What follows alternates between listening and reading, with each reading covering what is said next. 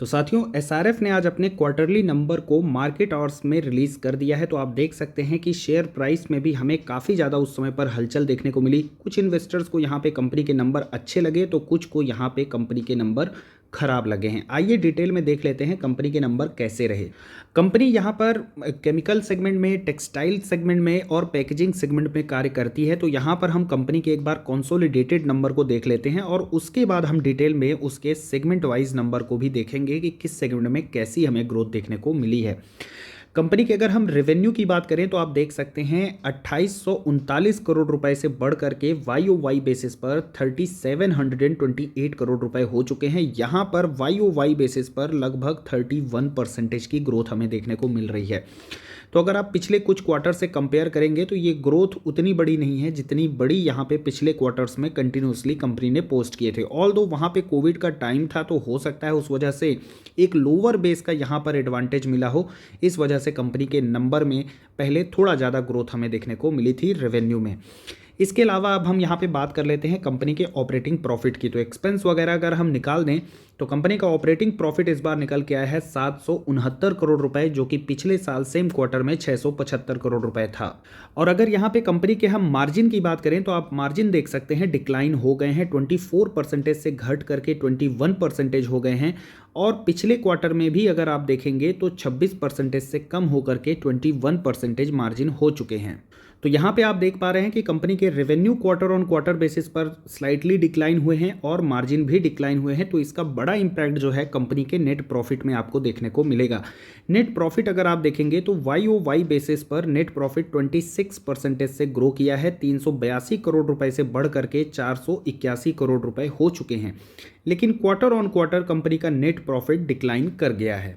अगर इसके पहले कंपनी के 2-3 क्वार्टर की बात करें तो कंपनी ने quarter on quarter net profit में भी ग्रोथ दिखाई थी। हालांकि इस बार वो जो प्रॉफिट है, नेट प्रॉफिट, वो हमें क्वार्टर ऑन क्वार्टर घटते हुए देखने को मिले हैं। तो यानी कि एक तरीके से यहाँ पे देखा जाए तो कंपनी के मिक्स से हमें नंबर देखने को मिले हैं, क्योंकि वाई ओ वाई बेसिस में एक अच्छी ग्रोथ है लेकिन quarter on quarter number decline किए हैं और इसके साथ साथ कंपनी के मार्जिन भी डिक्लाइन कर गए हैं। अब मार्केट की अगर एक्सपेक्टेशन की बात करें तो मार्केट एक्सपेक्ट कर रहा था 570 करोड़ रुपए के आसपास कंपनी के नेट प्रॉफिट और निकल के आए हैं लगभग 480 करोड़ के आसपास कंपनी के नेट प्रॉफिट। इनफैक्ट अगर सारे खाके आप देखेंगे तो यहाँ पे एक्सपेक्टेशन के हिसाब से हमें खराब परफॉर्मेंस देखने को मिली है। रेवेन्यू की बात करें तो रेवेन्यू भी in the line he almost देखने को मिल रहे हैं, लगभग एक्सपेक्टेशन से 1% का डाउनफॉल है। लेकिन यहाँ पे मार्जिन काफ़ी डिक्लाइन कर गए हैं। मार्जिन आप देख सकते हैं 24% के आसपास कंपनी जो है एक्सपेक्ट कर रही थी, निकल के आए हैं माफ़ कीजिएगा, CNBC पोल जो है 24 के आसपास एक्सपेक्ट कर रहा था, निकल के आए हैं 20.6%।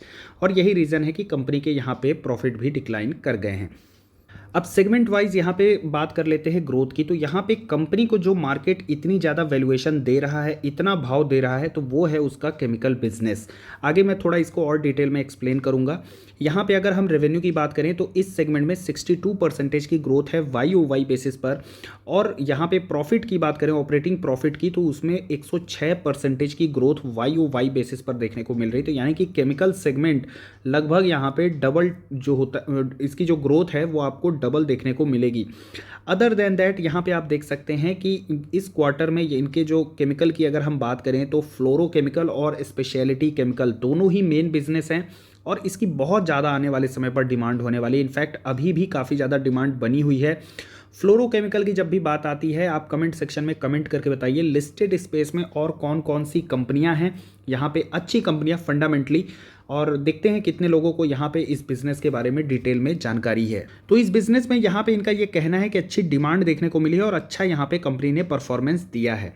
लेकिन अगर कंपनी के हम अदर बिजनेस की बात करें जैसे कि पैकेजिंग फिल्म वगैरह हो गए, तो यहाँ पर तो आपको रेवेन्यू में 24% की ग्रोथ देखने को मिल रही है, लेकिन ऑपरेटिंग प्रॉफिट यहाँ पे डिक्लाइन कर गए हैं। यानी डेफिनेटली यहाँ पे कंपनी का मार्जिन जो है वो डिक्लाइन कर गया है। इसके अलावा टेक्सटाइल बिजनेस की अगर हम बात करें तो वहाँ पे भी आप देख सकते हैं कि यहाँ टॉप लाइन में ही हमें डिक्लाइन देखने को मिल रहा है, रेवेन्यू ही 16% से ग्रो कर गए हैं।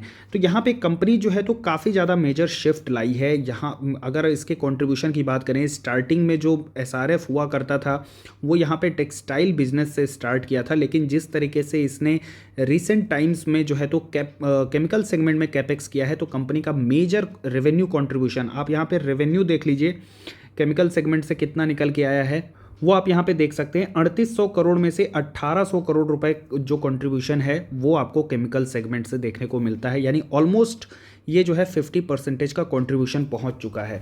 और यहाँ पे अगर हम कंपनी के डिटेल में बात करें कैपेक्स वगैरह की, आप देख सकते हैं यहाँ पे इन्होंने कैपेक्स जो है तो अप्रूव कर दिया है 604 करोड़ रुपए का, और कंपनी का जो प्लान है वो लगभग 15,000 करोड़ रुपए का कैपेक्स है, जिसमें से 12,000 करोड़ रुपए का कैपेक्स तो कंपनी केमिकल सेगमेंट में करने वाली है।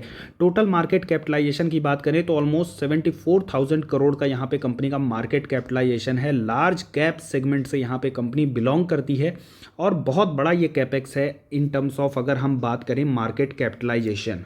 और ये कंटिन्यूसली आप देख सकते हैं इनके केमिकल सेगमेंट की ही एक ग्रोथ है जो आपको आप देख सकते हैं कंटिन्यूसली इनके ईपीएस में जो ये हमें ग्रोथ देखने को मिल रही है। इनफैक्ट आप 10 साल का भी देखेंगे तो एक एक्सेप्शनली यहाँ पे जो है हमें इनके ईपीएस में ग्रोथ देखने को मिल रही, तो बिजनेस में डेफिनेटली इनके काफ़ी अच्छी ग्रोथ है। इनफैक्ट अगर आप यहाँ पे ईयरली परफॉर्मेंस की बात करें तो यहाँ पे देख सकते हैं 2011 में लगभग 3400 करोड़ का इनका टोटल साल भर का सेल्स होता था, और आज की डेट में इनके एक क्वार्टर में 3800 करोड़ का यहाँ पे सेल्स देखने को मिल रहा है। इनफैक्ट ईयरली अगर आप बात करेंगे तो ये हमें 4 टाइम सेल्स होते हुए देखने को मिल रहे हैं, और आने वाले टाइम में यहाँ पर और भी ज़्यादा आपको ग्रोथ देखने को मिल सकती है। तो कंपनी काफ़ी अच्छी है। यहाँ पे आप देख सकते हैं सेल्स में डबल डिजिट में ग्रोथ है, प्रॉफिट में डबल डिजिट में ग्रोथ है। एक लार्ज कैप की कंपनी है और कुछ इस तरीके से आपको मोर देन 20% पिछले 3 और 5 सालों में प्रॉफिट और सेल्स में ग्रोथ दिखाई है, और यही रीज़न है कि इसके शेयर प्राइस में भी हमें एक अच्छी ग्रोथ देखने को मिली है। एक सरप्राइजिंग मूव यहाँ पे हमें देखने को मिल रहा है। एफआईआईज़ की होल्डिंग कांस्टेंट है, कोई प्रॉफिट बुकिंग एफआईआईज़ की तरफ से नहीं हुई है, और यहाँ पे आप देखेंगे प्रमोटर ने हल्का फुल्का यहाँ पे प्रॉफिट बुकिंग की है, लेकिन डीआईआईज़ ने यहाँ पे लपक के माल को लिया हुआ है। लगभग 5% यहाँ पे इनकी होल्डिंग इंक्रीज होती हुई देखने को मिलती है, और माल यहाँ पे खींचा है पब्लिक से। अब देखिए यहाँ पे अगर हम वैल्यूएशन पॉइंट ऑफ व्यू से बात करें 35 का पी है, बिल्कुल जस्टिफाई करता है यहाँ पे इस कंपनी के वैल्यूएशन को।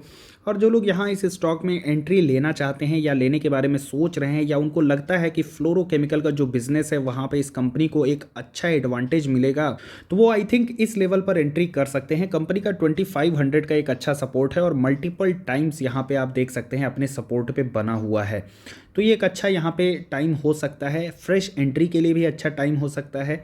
और यहाँ पे जो है तो मुझे लगता है कंपनी का जिस तरीके का प्लान आया है ना, वो कंपनी आज से 2 साल 3 साल के बारे में नहीं सोच रही है, इनफैक्ट आज से आने वाले 10 साल के बारे में सोच रही है। तो मुझे लगता है कंपनी का फ्यूचर यहाँ पे काफ़ी ब्राइट है, काफ़ी सिक्योर है, काफ़ी अच्छा है। बाकी आपको कंपनी के नंबर कैसे लगे, कंपनी के फंडामेंटल्स आपको कैसे लगते हैं, आप चाहें तो कमेंट सेक्शन में कमेंट करके बता सकते हैं। वीडियो अगर इन्फॉर्मेटिव लगा हो, यूजफुल लगा हो, वीडियो को लाइक कर सकते हैं। Do not forget to subscribe our channel. Thanks for watching the video.